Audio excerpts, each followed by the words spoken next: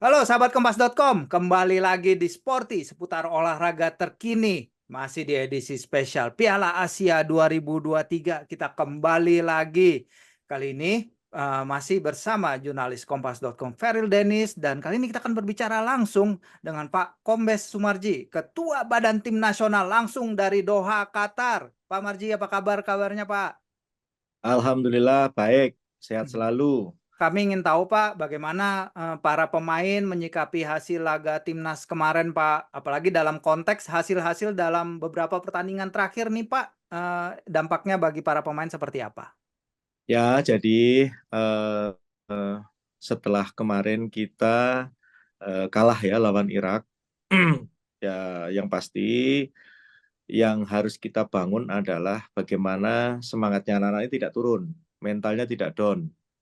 Dan ini sudah kita lakukan setiap saat kami lakukan, saya juga turut serta bagaimana membangun mentalnya anak-anak supaya anak-anak ketika nanti di pertandingan kedua lawan Vietnam tanggal 19 itu betul-betul bisa menunjukkan peak performance yang paling bagus gitu. Karena kan yang kita hadapi adalah Vietnam, kita tahu bahwa lawan Vietnam itu dari dulu kan selalu ada tekanan-tekanan tersendiri.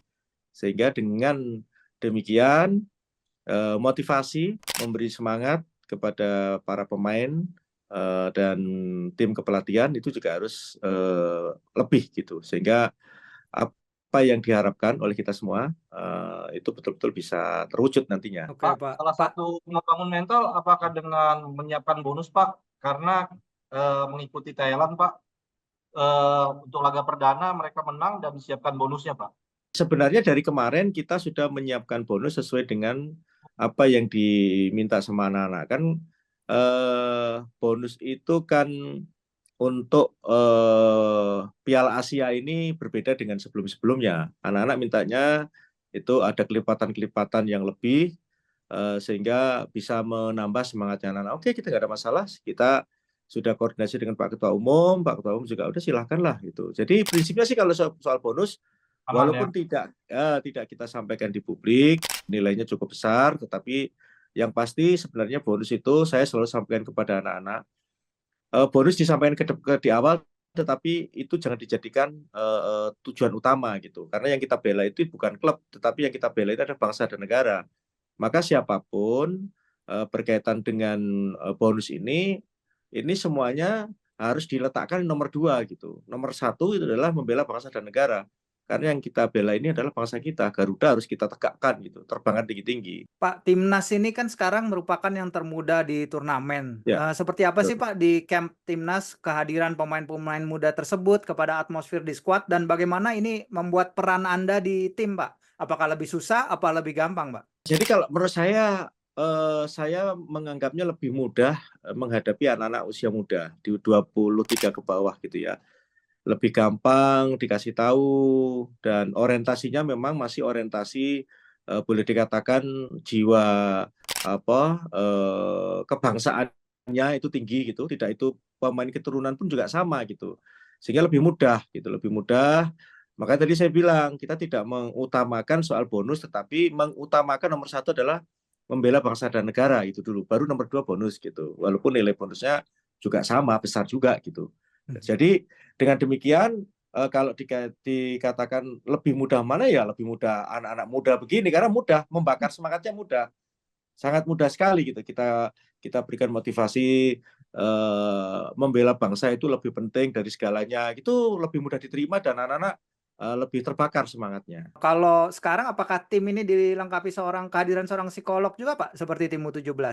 Kami tidak melibatkan psikolog di sini karena apa? Karena kami menganggap bahwa usia di atas 22, 21 itu sudah boleh dikatakan lebih mudah kita kita memberi ini ya apa namanya secara mental itu sudah tidak seperti usia di bawah 20 tahun gitu. Jadi sudah apa ya kita berikan apa namanya dengan kata-kata itu lebih mudah gitu diterimanya. Sehingga kami sepakat dan Coach Shin juga tidak apa namanya tidak setuju ada tim psikolog di squad, sehingga tidak perlu kita libatkan psikologi di dalam skuad ini. Cukup dengan kita-kita yang ada semuanya memberikan motivasi ke para pemain.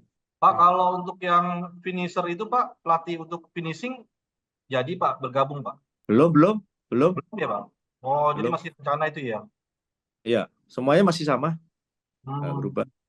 Pak, kalau mau konfirmasi ulang Pak, kalau target benar 4 poin ya Pak untuk Piala Asia ini? Iya, jadi targetnya sebenarnya itu Vietnam bisa 3 poin, Irak kemarin itu 1 poin. Targetnya seperti itu. Tapi ini ya memang betul-betul perjuangan yang keras ini, makanya ya mau tidak mau kita harus berjuang betul supaya bisa mendapatkan 3 besar. Semoga peak performance-nya lawan Vietnam nanti Pak. Ya. Menjelang Piala Asia kan timnas sudah melakukan TC ya di Turki dan uji coba juga beberapa kali. Mungkin kalau dari tim kepelatihan dan Bapak sendiri, apa sih sisi positif yang udah terlihat pada laga kemarin hasil dari latihan TC kemarin, Pak? Saya bisa membandingkan ketika anak-anak tidak melaksanakan TC di Turki dibandingkan dengan sebelum-sebelumnya pada saat kualifikasi World Cup itu berbeda jauh. Terutama peningkatan fisik. Kemarin kita lihat ya di game perdana kemarin lawan Irak, kondisi perform anak-anak fisik ya terutama itu boleh dikatakan seimbang lah gitu. Sangat jauh ketika kemarin kita datang ke Irak lah, ketika kualifikasi kemarin jauh tuh fisiknya. Tapi kemarin kalau yang pertama ya, tapi begitu kita kemarin Piala Asia itu boleh dikatakan fisiknya Nano udah sangat bagus. Kalau untuk tim semua pemain fit ya Pak untuk besok ya Pak? Untuk hari Jumat. Semuanya alhamdulillah semalam masih ada yang terasa agak nggak enak. Tadi pagi semua sudah saya tanya gimana kondisi fit semuanya, nggak ada masalah. Oke. Kalau untuk Vietnam apa yang ditekankan Sintayong Pak kepada pemain Pak? Saya kira kita tahu bahwa kalau Vietnam itu kan mengutamakan ini kan Emosi Pak, strongnya itu kan. emosi dia. Ya, strong, kecepatan, mancing emosi supaya lawan marah ya udahlah itu semua Ya. sudah diantisipasi dan sudah ditekankan disampaikan berulang kali. Vietnam juga tanpa kekuatan banyak pemain Pak, terutama kiper utama, back mereka yang tangguh itu, striker utama juga Pak. Ini gimana Pak anak-anak dan coach Shin melihatnya? Semuanya diwaspadai dan semuanya patut kita tidak boleh walaupun tidak ada si A, si B, si C ya berkurang ya di Vietnam. Ya. Tidak bisa seperti itu. Karena kita tahu Vietnam tahu sendiri kalau melawan kita pun juga tahu bagaimana kalau melawan Vietnam.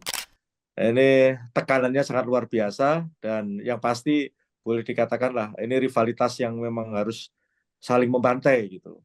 Jadi saya kira semua sudah dipersiapkan dengan baik. Pak, boleh ceritain Pak soal keputusan terkait gol kedua Irak kemarin, keputusan protes itu apakah datang dari Bapak sendiri atau dari Coach Shin Pak ke AFC? Ya jadi di band itu kan kita dikasih tablet itu sehingga kita bisa melihat kan, mereplay kan, itu offset atau tidak itu kan kelihatan dan ketika itu kita sepakat makanya kita protes nyampaikan untuk melihat ini VAR kan, tapi kan ketika itu tidak dilakukan itu ya sudah daripada ribut lah sudahlah diem aja, tapi selesai pertandingan kan kita langsung buat surat protes. Belum ada respon Pak?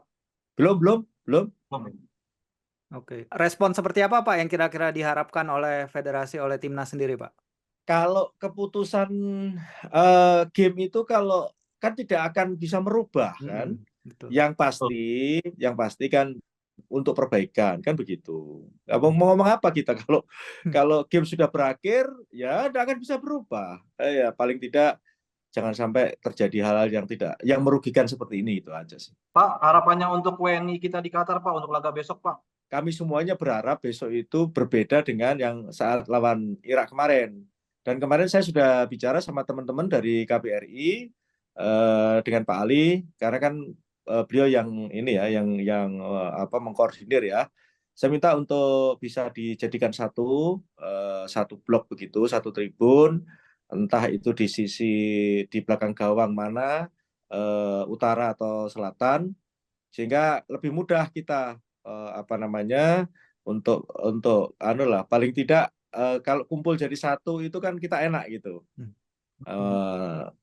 Dengan kehadiran supporter semakin banyak, itu kan juga memotivasi semangat daripada anak-anak sendiri kan. Kita tahu kalau Vietnam biasanya dimanapun didatangi itu kan, Iya, pasti benar, banyak benar. juga. Hitam juga, Ya. Pak.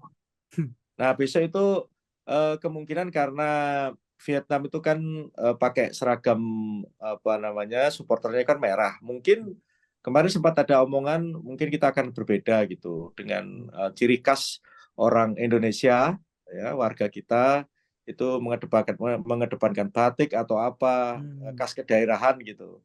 Kayaknya sih kemarin ada omongan seperti itu. Mudah-mudahan hari Jumat nanti bisa diwujudkan itu. Para pemain kan main di venue-venue dan fasilitas-fasilitas yang kemarin menggelar Piala Dunia 2022. Mungkin ada kesan khusus dari para pemain sendiri, Pak? Waduh, itu semua sangat-sangat senang sekali lah, luar biasa. Sampai pada kelak hari ini Indonesia punya satu saja ini pasti senang sekali gitu. Jadi kita lihat dari mulai lokernya, apa ruang gantinya, terus apa tempat apa namanya itu esbatnya, semuanya luar biasa lah pokoknya. Ruang rapatnya tim, stop lah pokoknya benar-benar luar biasa lah. Bagus banget, asli itu, asli. Saya kan sudah kemana-mana itu, saya ngelihat di Qatar ini luar biasa. Kalau refreshing, Pak, teman-teman anak-anak timnas ngapain, Pak, pada waktu off mereka, Nggak Pak? ada refreshing kita, Nggak ada semuanya kita ada refreshing. di hotel. Latihan Sama terus. sekali. Pak, kalau koki gitu bawa dari Indonesia atau ngandelin dari hotel aja, Pak? Kebetulan kemarin ini kokinya di sini nih boleh dikatakan banyak orang Bandung gitu. Jadi pagi, siang, malam ya tisnya tis Indonesia gitu. Permintaan khusus dari PSSI apa menu-menunya atau emang di-provide? Nah, kita memang kan bawa ini ahli gizi Ahli kan. gizi. Mungkin salah satu yang terakhir saya ingin tanya bagaimana Pak komunikasi para pemain, karena ada beberapa pemain yang baru bergabung dengan timnas dan mereka mungkin belum bisa bahasa Indonesia, Pak. Kaitannya dengan itu kan kita sudah ada translatornya kan. Oke. Jadi nggak ada masalah. Kebetulan di tim kepelatihan ini kan lengkap apa namanya yang bisa mentranslate apa yang harus disampaikan. Semuanya bisa ini kok lancar dan baik-baik saja, nggak ada masalah. Berarti Nadeo sama Sen juga udah bisa tampil besok ya, Pak ya? Karena nggak ada yang Insya Allah. Kalau Sen sudah kemarin juga sudah latihan sore, kemarin latihan, hari ini juga latihan, insya Allah lah, insya Allah.